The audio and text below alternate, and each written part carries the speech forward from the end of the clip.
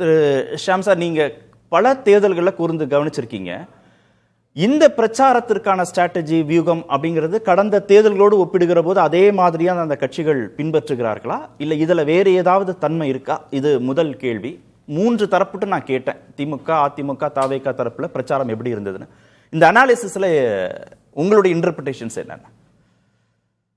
சுகுணா திவாகர், பொன்வில்சன், சாமிநாதன், இந்த 3 பேரோட அனாலிசிஸ்ல common factors போன தேர்தலுக்கு அது பொருந்தும். காமன் ஃபேக்டர்ஸ் என்னன்னா, ஒரு 3 C இருக்கு, 2 A இருக்கு, 1 D இருக்கு. 3 C எது? கேம்பெயின்.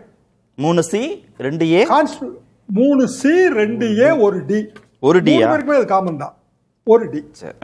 3 C என்னன்னா கேம்பெயின். 1 C சிஎம் கேண்டிடேட் எடப்பாடியா ஸ்டாலினா, இது 2வது C. விஜயையும் சேர்த்துங்க. 3வது C கான்ஸ்டியூன்சி கேண்டிடேட். இது அதிமுக திமுக தான் நல்ல வெளிப்படையா தெரியுது. விஜய் கிட்ட விஜய் மட்டும்தான், எல்லா தொகுதியிலையும் விஜய். அப்படித்தான் நான் அதை பார்க்கிறேன். இந்த 3 Cல 1 C விஜய்கிட்ட ஃபெயிலியர், 2 C சுகுணா திவாகர், பொன்வில்சன் சொல்ற மாதிரி திமுக அதிமுக இருக்கு. அடுத்தது நம்ம பார்க்க வேண்டியதுங்கிறது 2 A. ஒன்னு அலையன்ஸ், இன்னொன்னு ஆன்டி இன்குமென்சி. அதுல ஒரு கேள்வி, இதுக்கு போறதுக்கு முன்னாடி இதுல ஒரே ஒரு கேள்வி மட்டும் நான் கேட்டுறேன். இப்போ உதாரணத்திற்கு திருச்சியில திரு KN நேரு, அதுதான் நீங்க அந்த தொகுதியில் இருக்கக்கூடிய வேட்பாளரின் செல்வாக்குன்னு கருதுறீங்க. மதுரையில திரு செல்லூர் ராஜு, அந்த தொகுதியில் இருக்கக்கூடிய செல்வாக்கு மிக்க அதிமுக வேட்பாளர் நீங்க கருதுறீங்க. இந்த 2 தொகுதியிலையும் அவங்களுக்கு இணையாக செல்வாக்கு மிக்கவராக வேட்பாளர் முன்னிறுத்தப்படல தாவேகால. அதுதானே உங்க இன்டர்பிரேஷன்? கரெக்ட். அதுதான் நமக்கு தெரியல. ஓகே, நான் இப்ப என்ன விஜய் தெரியுது. ஆமா, என்ன விஜயோட புரிதல் என்னவா இருக்குன்னா, நேரு வெர்சஸ் ஏடிஎம்கே வேட்பாளர் வெர்சஸ் விஜய், அது திருச்சியில. விஜய் செல்லூர் ராஜு வெர்சஸ் திமுக வேட்பாளர் XRO யாரா வேணா இருக்கட்டும் வெர்சஸ் விஜய். 234 தொகுதியிலையும் வெர்சஸ் விஜய் தான். விஜய் அது தூக்கி நிறுத்திடாதா? அந்த 3வது C ரொம்ப பெரிய இடத்துக்கு கொண்டு போயிடாதா compare to ADMK and DMK? அந்த கடைசி 4 நாள் 5 நாள் வேலை இருக்கு இல்லைங்களா, அதுல இந்த வாதம் எடுபடாது. நான் டிவி வழியா போயிட்டேன், அப்புறம் ஏற்கனவே சினிமா வழியா போயிட்டேன், எல்லா வீட்லயும் நான் இருக்கிறேன், எல்லா வீட்லயும் விஜய் இருக்கிறாரு. அது இந்த 3 Cல 1 C ஒர்க் அவுட்டே ஆகாதுங்க. எல்லா தேர்தலையும் பார்த்ததுதான். பொன்வில்சனுக்கு தெரியாது, எதுவுமே கிடையாது. இதுல 2 பேருக்கும் கிட்டத்தட்ட ஒரே அனுபவம் தான். இந்த 2 A அடுத்தது முக்கியங்க. அதாவது அலையன்ஸ் இல்லாம தேர்தல் கிடையாது. அந்த இடத்துல விஜய் டோட்டலா 0 தான். அதுல காரணம் என்னன்னா, அலையன்ஸ் ஒர்க்கர்ஸ் நமக்காக வேலை பார்ப்பாங்க. அலையன்ஸ்குள்ள ஆரம்ப குழப்பம் இருக்கும். பிஜேபிக்கு நிறைய கொடுத்துட்டாங்க, காங்கிரஸ் நிறைய கொடுத்துட்டாங்க, இதெல்லாம் இருக்கதான் செய்யும். ஆனா அந்த கேம்பெயின் பிக்கப்பாக அந்த குழப்பங்களை சரி பண்ணிடுவாங்க. இப்ப இவருக்கு குழப்பம் கிடையாது, ஆனா வேலை பார்க்கவும் ஆள் கிடையாது. ஒரு A அதுலயும் ஒரு கேள்வி கேட்டுறேன். 2 பேரும் பேசுனதுல இருந்துதான்.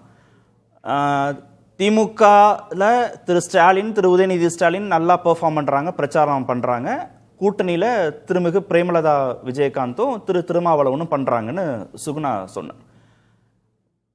இங்க பாஜகவுடைய தலைவர்களோ மற்ற கூட்டணி தலைவர்களோ அதிமுகவில் திரு எடப்பாடி பழனிசாமி பண்ற அளவுக்கு இங்க எடுபடலைங்கிற விமர்சனத்தையும் வச்சார். இப்ப இங்க விஜய் மட்டுமே பண்ணும்போது அது ஈக்குவல் ஆயிடாதா? திரு ஸ்டாலின் வெர்சஸ் திரு எடப்பாடி பழனிசாமி வெர்சஸ் திரு விஜய்னு கூட்டணி இருந்தாதானா? இருந்தும் சரியா பெர்ஃபார்ம் பண்ணல 2 தரப்புக்கும் அப்படின்னு விமர்சன பார்வையோடு பாருங்க. கூட்டணி இங்க இல்ல, அப்படிதானே? அப்ப 2 பேரும் 3 தரப்பும் ஈக்குவல் ஆயிடுச்சு. ஈக்குவல் ஆகாது. எப்படின்னா, இப்ப தலைவர்கள் பேசிட்டு போறாங்க. இப்ப எடப்பாடி பழனிசாமி அவர்கள் பேசிட்டு போறாங்க, ஸ்டாலின் பேசிட்டு போறாரு, உதயநிதி பேசிட்டு போறாரு. அந்த செய்திகளை சுமந்து எடுத்து செல்ல வேண்டியவர்கள் கட்சிக்காரர்கள் மற்றும் கூட்டணி கட்சிக்காரங்க. கூட்டணி கட்சிக்காரங்க லோக்கலா தெரிஞ்சவங்களா இருப்பாங்க. இந்த வாட்டி இவருக்கு தாங்க சீட் கிடைக்கும்னு நினைச்சோம், கிடைக்கல, அப்படி நிறைய பேர் இருப்பாங்க. இப்ப அண்ணாமலை இருக்கிறாரு. அண்ணாமலை இன்னைக்கு கூட நான் உடுமலைப்பேட்டை அவரோட பிரச்சாரத்தை பார்த்தேன். உடுமலை ராதாகிருஷ்ணன் எல்லாருக்கும் நண்பர், அவர் எனக்கு ரொம்ப வருஷமா நண்பருங்க. ஆனா அவர் அண்ணாமலையோட நின்று பிரச்சாரம் பண்ணும்போது, அண்ணாமலை அவரோட அருமை பெருமைகளை எடுத்து சொல்லும் போது, அது அங்க இருக்கிற அதிமுக காரங்களுக்கு, குறிப்பா உடுமலைப்பேட்டை அதிமுக காரங்களுக்கு ரொம்ப உற்சாகமா தான் இருந்திருக்கும். இந்த இடத்துல கூட்டணி கட்சி தான், அண்ணாமலை கூட்டணி கட்சி தான், அவர் தேர்தலே போட்டியிடலையே. ஆனால் அவர் கேம்பெயின் பண்றதுக்கு அந்த இம்பார்ட்டன்ஸ் கிடைச்சிருது. திமுக நீங்க எப்படி நிறைய கூட்டணி கட்சி தலைவர்கள் பிரச்சனை, வேல்யூ அடிஷன் ரொம்ப மல்டிப்ளையர் எஃபெக்ட் ஆட்டோமேட்டிக்கா கிடைச்சிருக்கு. அன்னைக்கு எல்லாத்தையும் தாண்டி அந்த ஒரு இருக்கு பாத்தீங்களா, அது என்னன்னா எப்போதுமே டேட்டா அனாலிசிஸ். இப்போ எடப்பாடி பழனிசாமி ஒண்ணு சொன்னா அதுக்கு எதிர்வினை வந்து உடனடியாக அன்றைக்கே வந்து திரு ஸ்டாலின் இருந்து வரணும். வைசி வெர்சாவும் அப்படிதான். ஸ்டாலின் ஒண்ணு சொன்னா எதிர்வினை எடப்பாடிட்ட இருந்து வரணும். அப்பதான் அந்த எதிர்வினைகளை வந்து மீண்டும் மீண்டும் எடுத்து செல்வார்கள், மக்கள் மத்தியில் எடுத்து செல்வார்கள். இந்த டேட்டா அனாலிசிஸ்ங்கிற அந்த ஒரு டி டோட்டலா விஜய்கிட்ட இல்ல. அப்படின்னா இந்த 6 ஃபேக்டரை எடுத்து பாத்தீங்கன்னா டோட்டலா வந்து ஒரு 3 ஃபேக்டர்ல விஜய்ங்கிறவர் 0, ஒரு ஃபேக்டர்ல கொஞ்சம் பரவாயில்ல, 2 ஃபேக்டர்ல ஓகே. என்னன்னா அவர் வந்து ஒரு சீஃப் மினிஸ்டர் கேண்டிடேட், நான் வந்தா இதெல்லாம் செய்வேன், விஜய் செஞ்சாலும் செய்வாருங்க, அவர் ரொம்ப நல்லவருங்க, அவர் செஞ்சு கொடுத்துருவாரு, அவருக்கு என்ன இருக்கு, அவருக்கு என்ன காசு தேவையா பணம் தேவையா எல்லாத்தையும் தியாகம் பண்ணிட்டு தானே வந்திருக்காரு. அந்த ஒரு இடம் தான் விஜய்க்கான ஒரே ஒரு அனுகூலம்.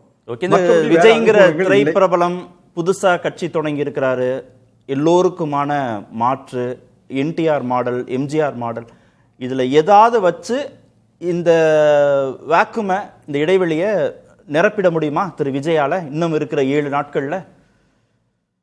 இல்ல, ரொம்ப கஷ்டம். ஏன்னா 7 நாள்ல அவர் 3 நாள் லீவ் போட்டுருவாரு. அதான் அதோட சிக்கல். அதுதான் அட்டெண்டன்ஸ் சுத்தமா பத்தாதுங்க. அட்டெண்டன்ஸ் இருந்தா தான் அட்டென்ஷனே நீங்க கிரியேட் பண்ண முடியும். அது ஒரு 6 ஸ்டெப். எஸ்ஏசி டிஐஏன்னு சொல்லுவாங்க. 2 ஏக்கு பதிலா 3 ஏன்னு சேர்த்துக்கிட்டுமா? ஏயும் இல்ல, இது வந்து தனி ஸ்டெப்புங்க. Stock டிஆம்பாங்க, SAC டிஐஏ. அது என்னன்னா ஏல ஸ்டார்ட் ஆகும் அட்டென்ஷன். அது வந்து ஐல இன்ட்ரெஸ்டா மாறணும், அப்புறம் வந்து ஒரு கன்விக்ஷனா மாறணும், அப்புறம் டிசையரா மாறணும், அப்புறம் வந்து ஆக்ஷனா மாதிரி சாட்டிஸ்பாக்சன். ஓட்டு போடுறது, ஓட்டு போட்டா நல்ல ஆளுக்கு ஓட்டு போட்டோன்னு ஒரு சாட்டிஸ்பாக்சன் கிரியேட் பண்ணணும். அது ரிசல்ட்ல தான் நமக்கு தெரியும்.